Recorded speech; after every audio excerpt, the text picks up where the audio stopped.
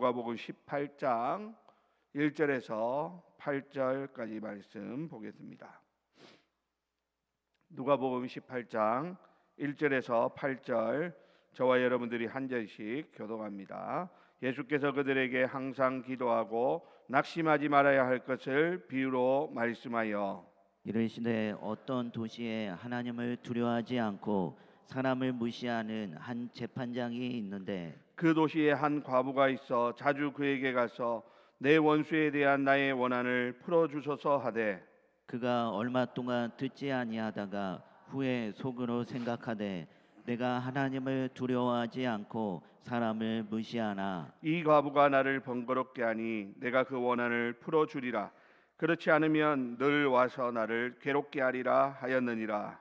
주께서 또 이르시되 불의한 재판장이 말한 것을 들으라. 하물며 하나님께서 그 밤낮 부르짖는 택하신 자들의 원한을 풀어주지 아니하시겠느냐? 그들에게 오래 참으시겠느냐? 내가 너희에게 이르노니 속히 그 원한을 풀어주시리라. 그러나 인자가 올 때에 세상에서 믿음을 보겠느냐 하시니라.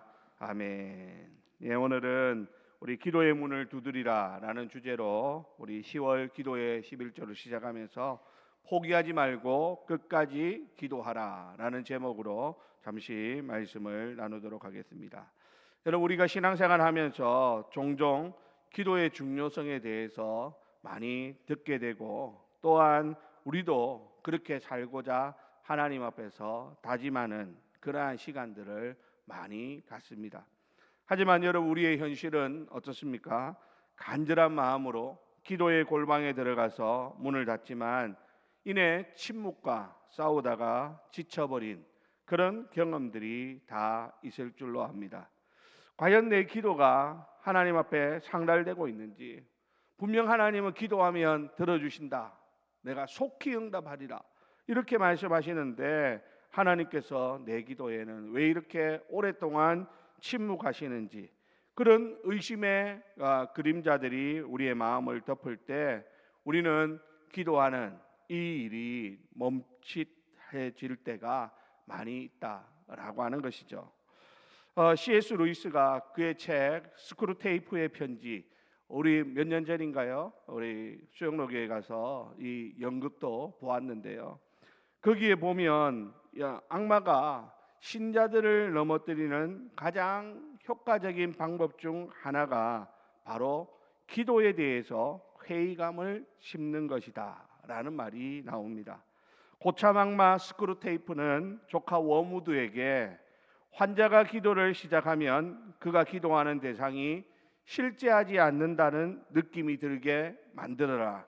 그저 천장을 향해서 혼잣말을 하고 있다는 생각이 들게 하는 것이다 라고 조언하는 그러한 모습이 나옵니다. 여러분, 그렇죠?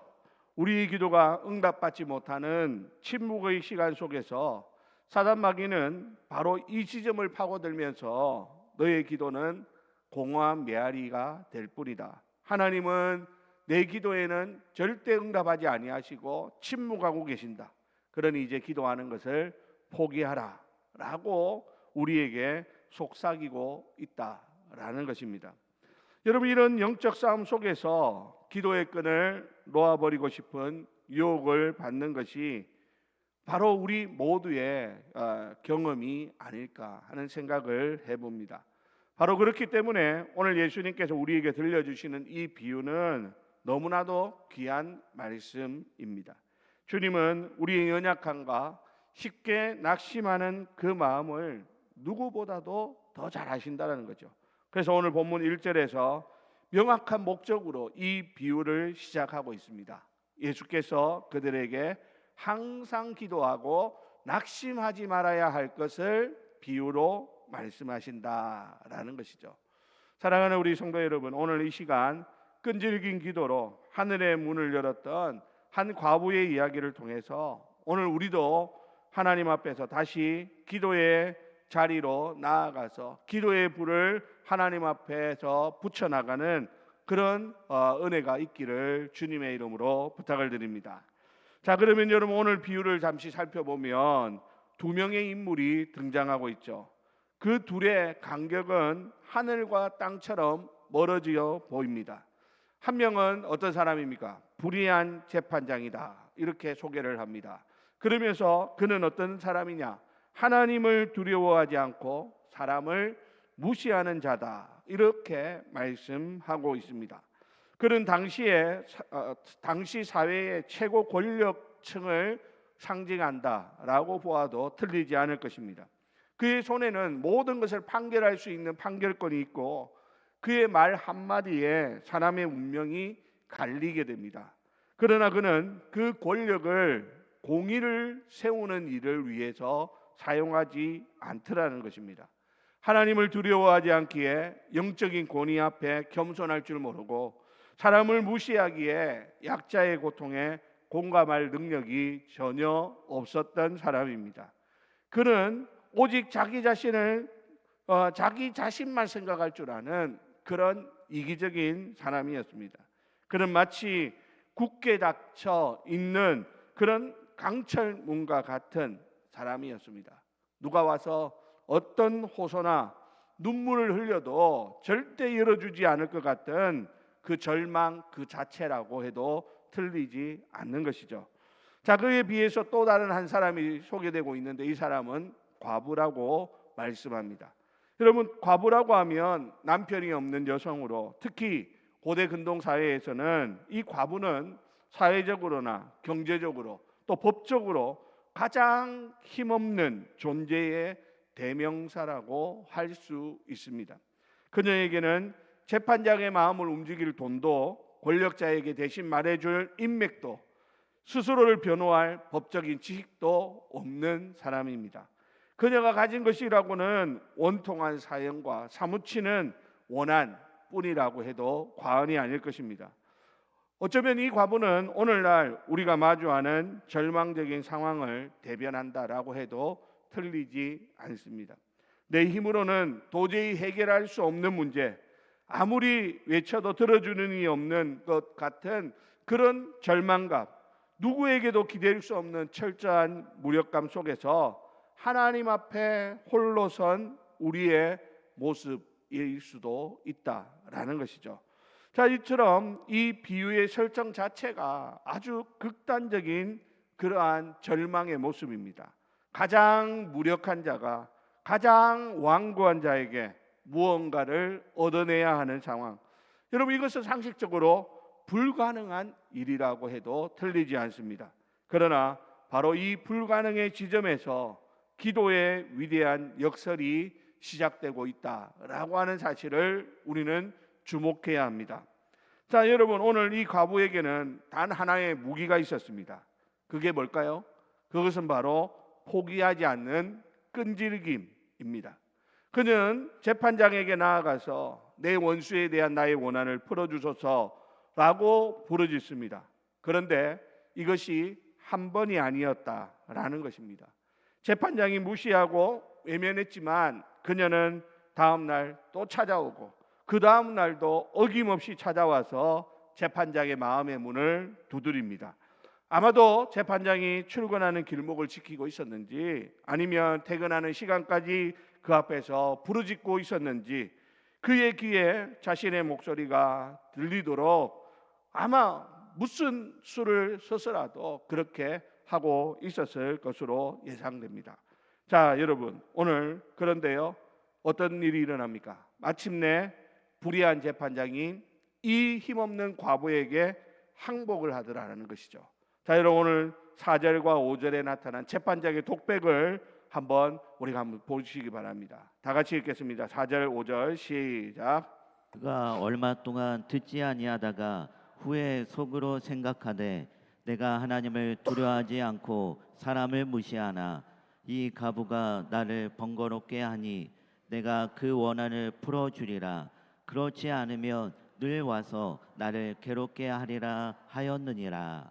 아멘. 자, 여러분, 여기서 번거롭게 하니, 번거롭게 한다라는 말은요, 단순히 귀찮게 하는 그 수준을 넘어서 기진맥진하게 만들다, 지쳐 쓰러지게 하다라는 아주 강력한 의미가 담겨 있는 말입니다.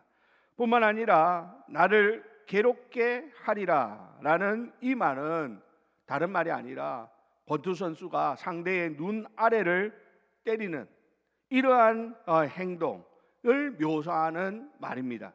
즉 과부의 끈질긴 강구가 불의한 재판장의 양심이 아니라 그의 이기적인 안락함을 정통으로 가격하고 있었다라는 것이죠.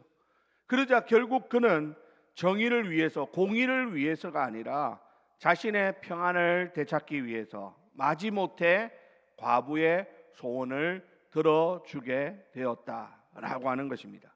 여러분, 이것이 뭡니까? 이게 바로 세상의 방식입니다. 세상의 방식은 이처럼 끈질기게 매달리고 지치게 만들어야 겨우 반응하는 불의한 재판장과 같습니다. 자, 그러나 우리 예수님께서는 이 지점에서 놀라운 복음의 논리를 우리에게 말씀합니다. 세상의 가장 악한 시스템도 이 끈질김 앞에서 무너진다면 하물며 우리를 사랑하시는 하나님 아버지께서는 어떠하시겠느냐라고 하는 것입니다.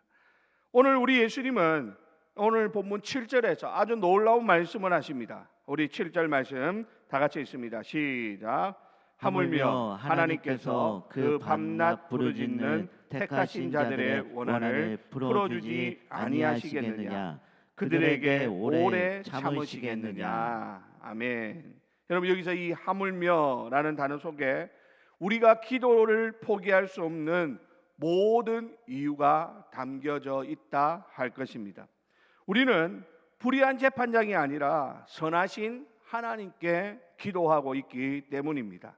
이 재판장은 이기적이고 무자비한 사람이지만 우리 하나님은 긍휼과 사랑이 무한하신 하나님이시죠.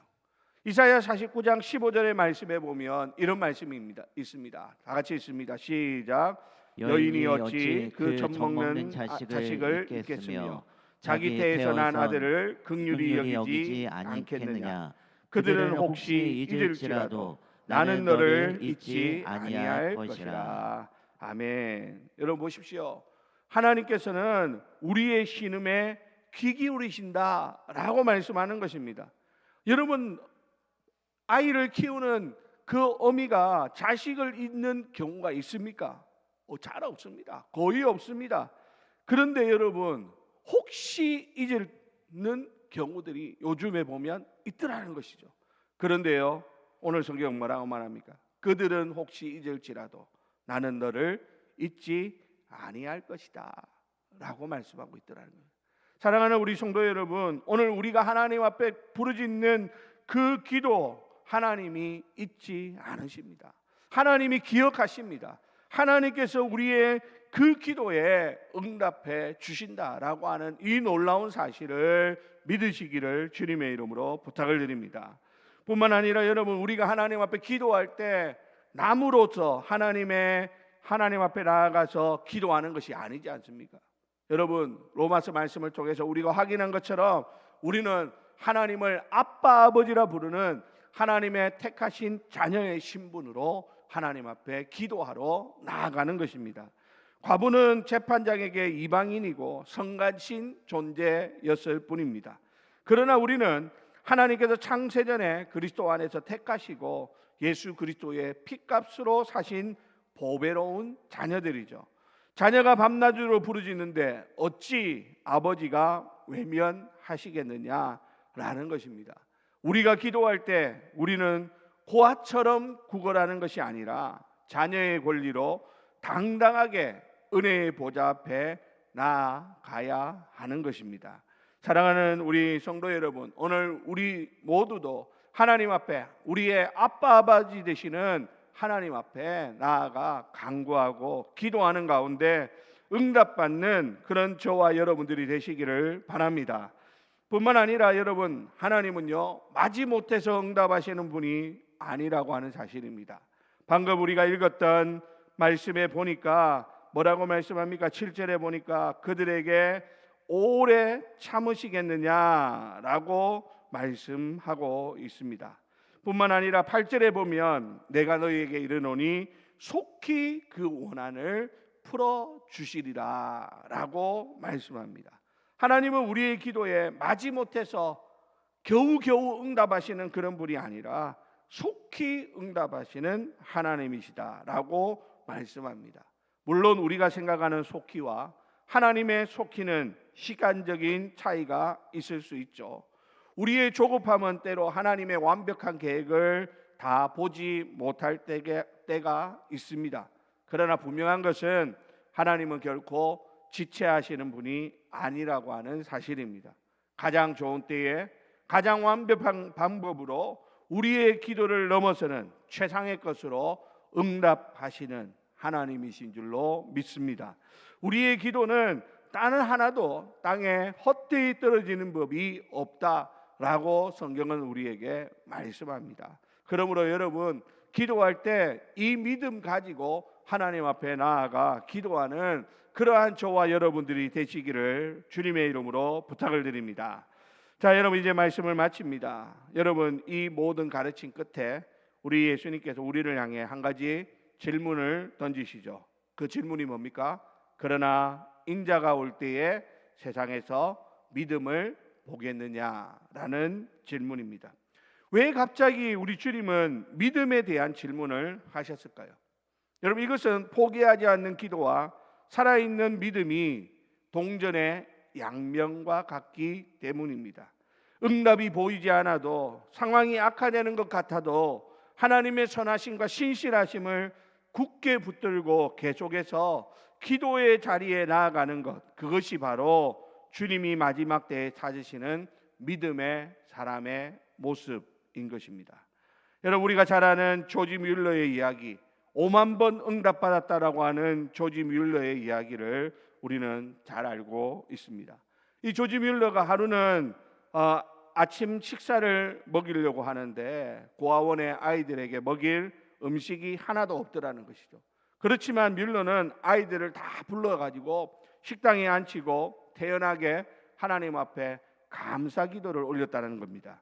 하나님 아버지, 오늘도 우리가 먹을 음식을 주셔서 감사합니다. 아무것도 없는데, 그런데요, 기도가 끝나자마자 문을 두드리는 소리가 났고 문 밖에 빵집 주인이 서 있더라는 겁니다. 그리고는 이렇게 말합니다. 목사님, 어젯밤 이상하게 잠이 오지 않아서 새벽 내내 빵을 구웠습니다. 이 빵을 고아원의 아이들이 먹었으면 좋겠습니다 하면서 빵을 가져다 주더라는 것이죠. 그 말이 끝나기가 무섭게 곧이어 우유 배달 트럭이 고아원 앞에서 지나가다가 고장이 납니다. 그리고는 이 우유가 상하기 전에 아이들에게 나누어 줘야 되겠다 하며 우유를 통째로 기증하고 갔더라라는 이야기가 있습니다. 여러분, 조지 뮬러의 이 믿음은 막연한 기대가 결코 아니었습니다. 보이지 않아도 살아계시고 들리지 않아도 일하고 계시는 하나님을 신뢰하는 확실한 믿음이 그 기도로 연결되어질 때 이런 아름다운 열매를 맺게 된 것입니다. 사랑하는 우리 성도 여러분, 지금 우리의 삶에 있는 불의한 재판장은 무엇입니까? 도저히 해결될 기미가 보이지 않는 물질의 문제입니까? 굳게 닫힌 자녀의 마음입니까? 아니면 깨어져 버린 관계의 아픔입니까? 아니면 좀처럼 낫지 않는 우리 육신의 질병입니까? 여러분, 오늘 말씀을 기억하시기 바랍니다. 우리는 힘없는 과부처럼 무력할지라도 우리에게는 밤낮 우리의 기도를 들으시는 전능하신 하나님 아버지가 계신다라고 하는 사실입니다. 불의한 재판장도 끈질김에 무너졌다면 하물며 우리 아버지께서 우리 믿음의 기도를 외면하시겠습니까?